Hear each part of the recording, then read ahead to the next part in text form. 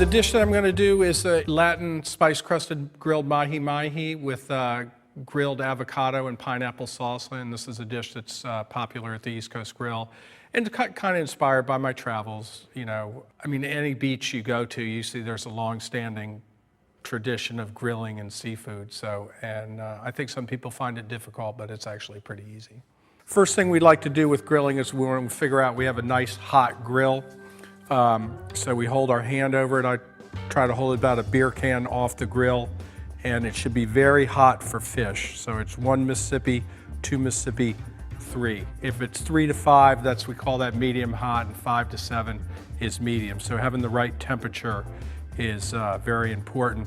A lot of people feel like grilling seafood is complex and difficult.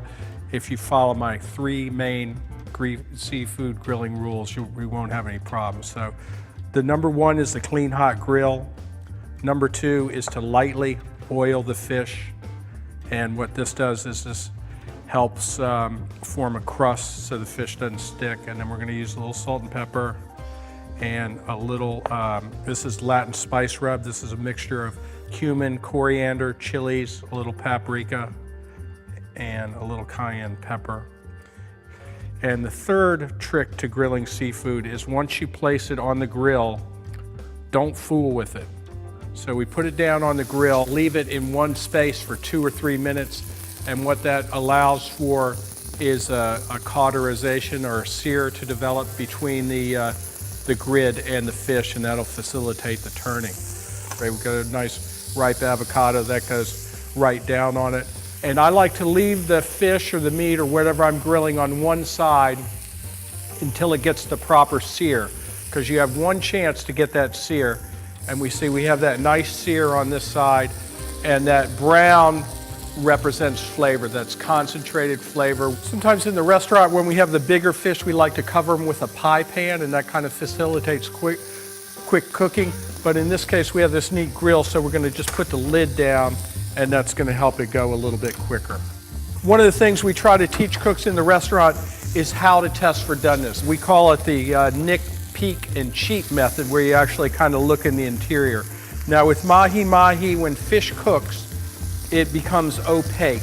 So it starts translucent and it turns to opaque. So while we look inside here, we're just going to kind of manipulate this fish and take a look inside, and we're looking for almost complete opacity.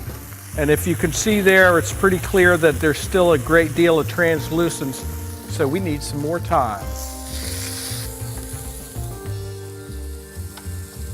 All right, let's check it out and see how we're doing here.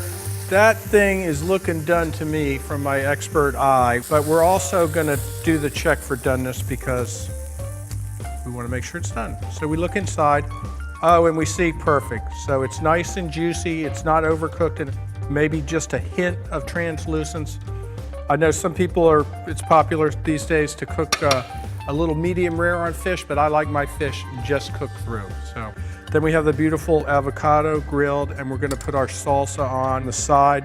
Just because we've worked so hard to make that fish hot in temperature, we don't wanna take it away. And we're gonna squeeze a lime right over the fish. And there you have it. That's Latin crusted grilled mahi mahi with pineapple salsa and a grilled avocado.